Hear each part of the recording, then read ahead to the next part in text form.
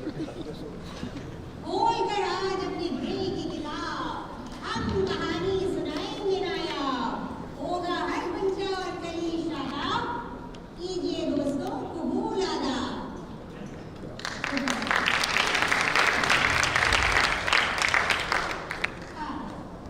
So that's how I usually start my story sessions. This was not how I was going to start the session, but I thought I needed to do this. So now that we've got that, I'm going to, here are some friends who have been with me a long time. And you can sit down whenever you want to, keep standing, it's ready. And I'm sure some of you will be ready to lie down. There's some masala chai outside.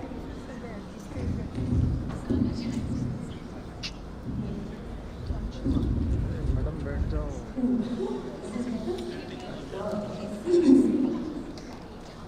You'll see a few odd things here, and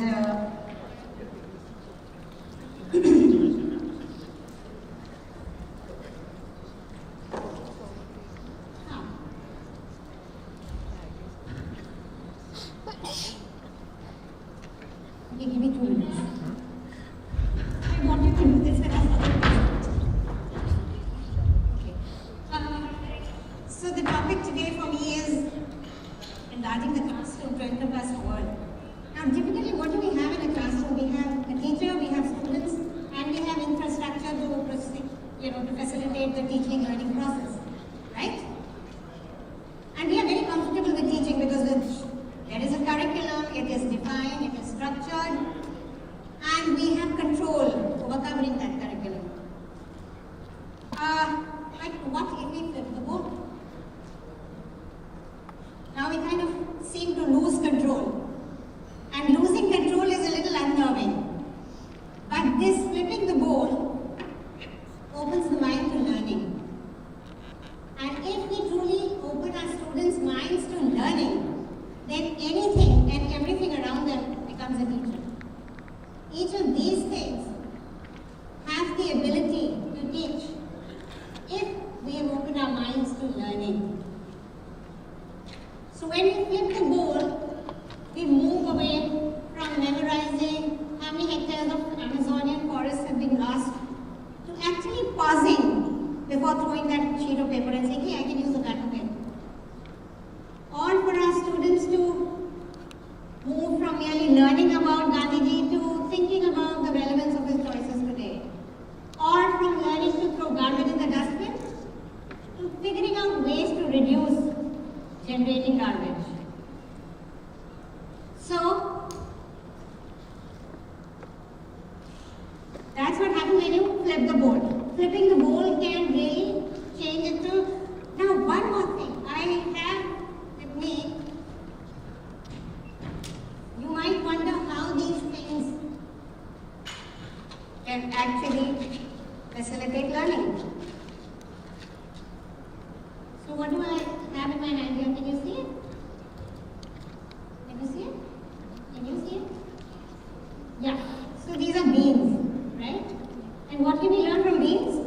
So at one level it's like, developing fine motor skills or maths concepts or nutrition or botany or physics.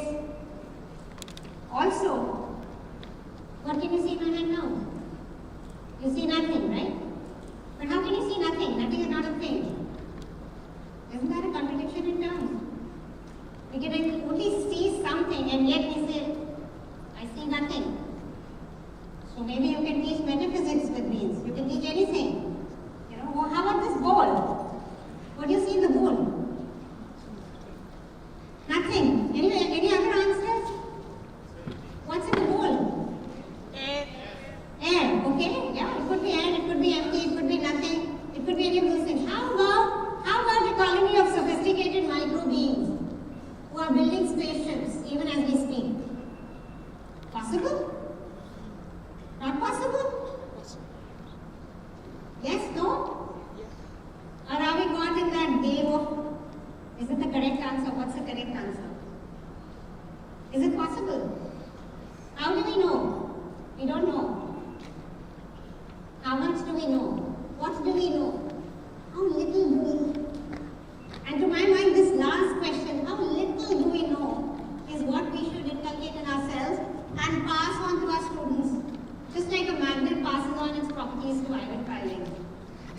this insatiable thirst, this overwhelming curiosity to toss around and play with what we know, to imagine what we don't, and to look for bridges between the two.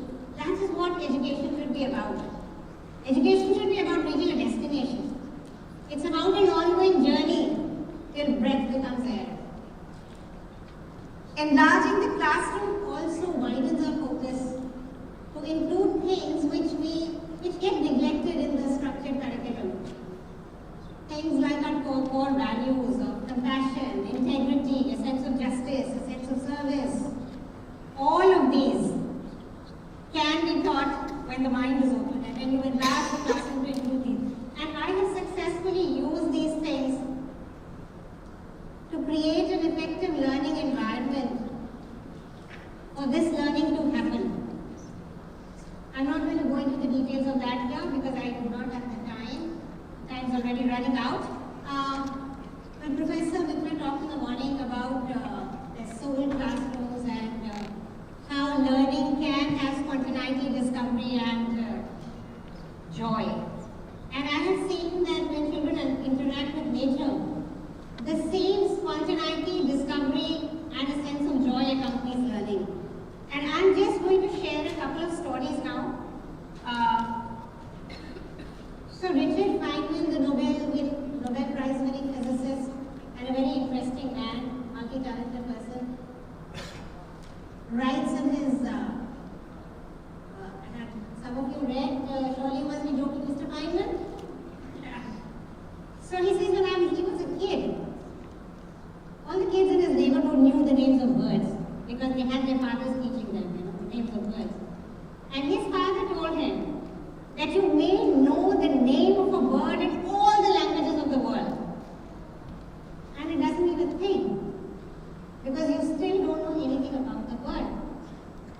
So what's that bird? See what it does because that's what counts. And Feynman says that very early in life I learned the difference between knowing the name of something and knowing something. So personally, I want to share an instance when I was taking these kids for a walk in the park. I believe that all value education can happen with mindful walking in the park or garden. Try it, I can assure you that happens. Not just one walk, but it has to be mindful. So there were these bunch of 4-year-olds. I live in a colony with at least the colleges. And I took them for a walk in the garden. The flowers were out, I think it was February, March. And before that, they had never really connected with the garden. And I was just pointing out things. I said, oh, look how many different kinds of leaves you see. And no botany, no teaching, only pointing out. I did that for 5 minutes. Oh, look at that tree, what did you see up there? And this, oh, I can see the leaf, oh, look at that dry leaf. And within 5 minutes of this, their sense of curiosity had got the better of them. And they were running all over the place, observing tiny things, twigs, insects, mud, dry leaf, green leaf, little broken flower. And it was incredible to see. So all you need to do is just get them going like that and then they take over. And even then, my adult mind, my teaching mind still wanted to teach them the name of one flower. Knowing that teaching is not important, learning is. And yet there was this tall hollyhock plant which grows pretty tall. So I made them stand next to it and I said, hey, measure yourself and see it. Come back next week and see how tall this is. And then I wanted to tell them the name. And I said, you know what? This is called the hollyhock. And they said, oh! And I said, no, but you know what? This, and they stamped it all over the place. And I told their mothers, I said, see, look at this. That's where the learning is happening. And my adult mind is still trying to bring them back to teaching, to teach.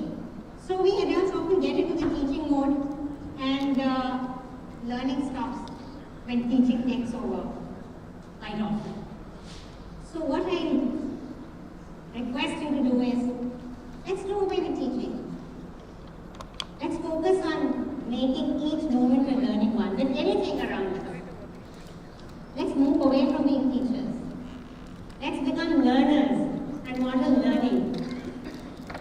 Because learning is not a preparation for life. No. Learning is life. I'm thoroughly convinced that life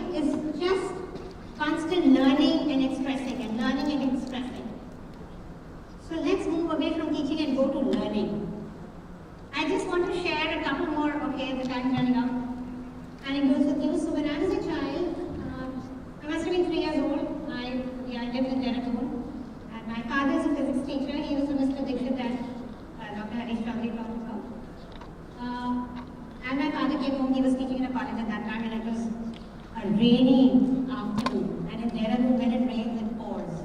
Some of us who grown up in Dehradun would know. And he came home, I had fever, I was in the inner room. And I overheard him talking to my mother. And he said, you know what, there is a cartoon film on at one of the theatres in town. And today is the last day.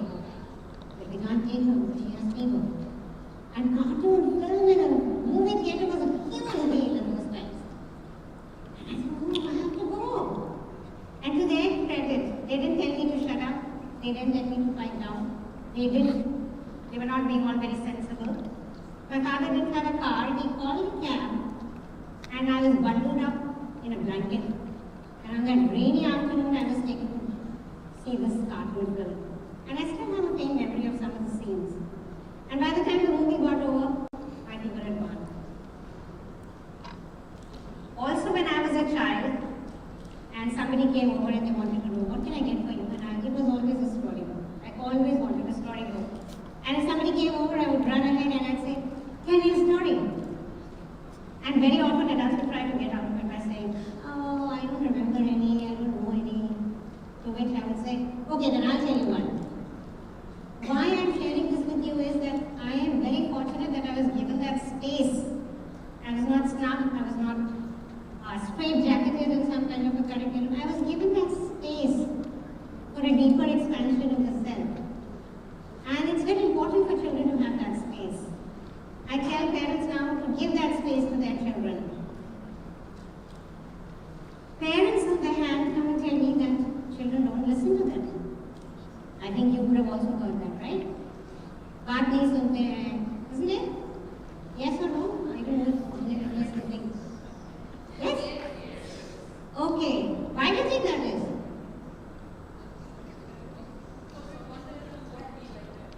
Because we want them to do right? Yeah?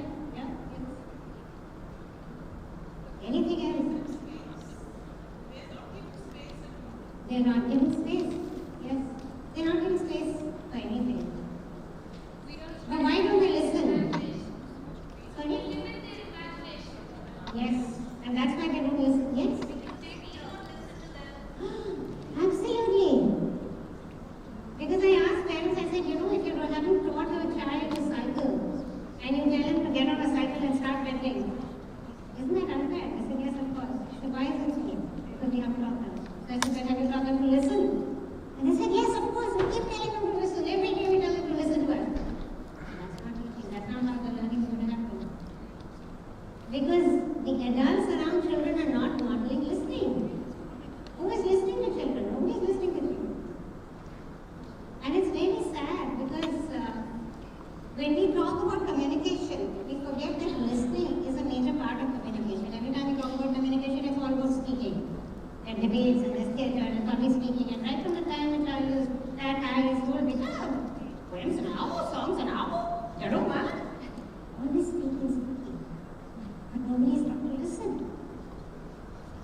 And I'm sure if we all learn to listen, I think half the world's problem would be gone.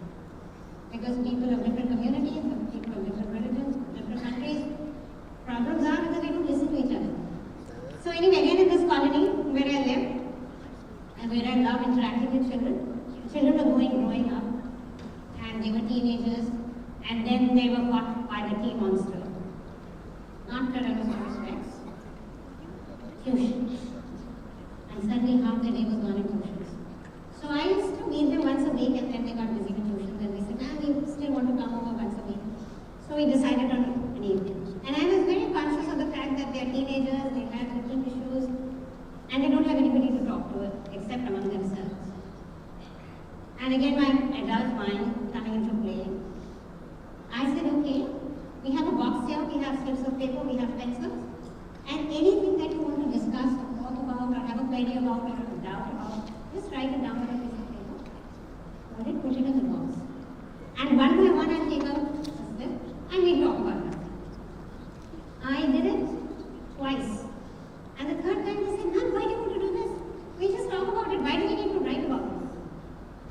And I thought I was being very smart. I was giving them anonymity to ask any questions they wanted. And I was so surprised that they didn't need the paper. They could talk about anything.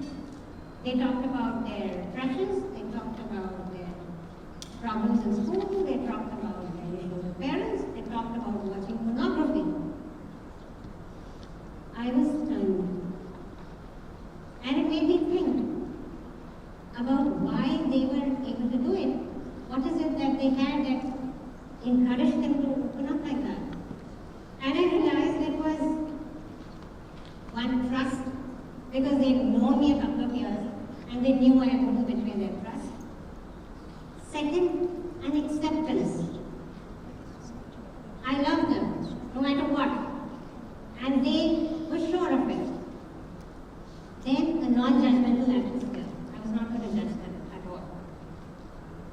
Empathy and listening. How many of us as adults practice empathetic listening? Half the time when somebody is speaking to us, we are busy, figuring out in our mind what we are going to say next, or how I'm going to react to this or respond to this. So we have to make space for acceptance and empathy in this. My time is getting up, so I just really want to say that widening the classroom, yes, but we also need to go. We talked about skills and the 4 C's and communication, collaboration, critical thinking, creativity. We also need to go deeper into all of these, because communication has a big component of listening, because critical thinking has a big component of reflection. And how can we communicate with another person if we haven't learned to communicate with our own selves? Time is nearly up, but I would request you to take a moment to think about what you would most want in your relationships. Just think about it. What is it? And what are we doing to ensure that our children are learning how to get that in their relationships? So we have to widen our scope, we have to deepen our learning. Because in constantly reacting and responding to the outside world, we forget that there is an inner world which needs nurturing. And we can't deprive our children of that. I'm going to finish here. Thank you.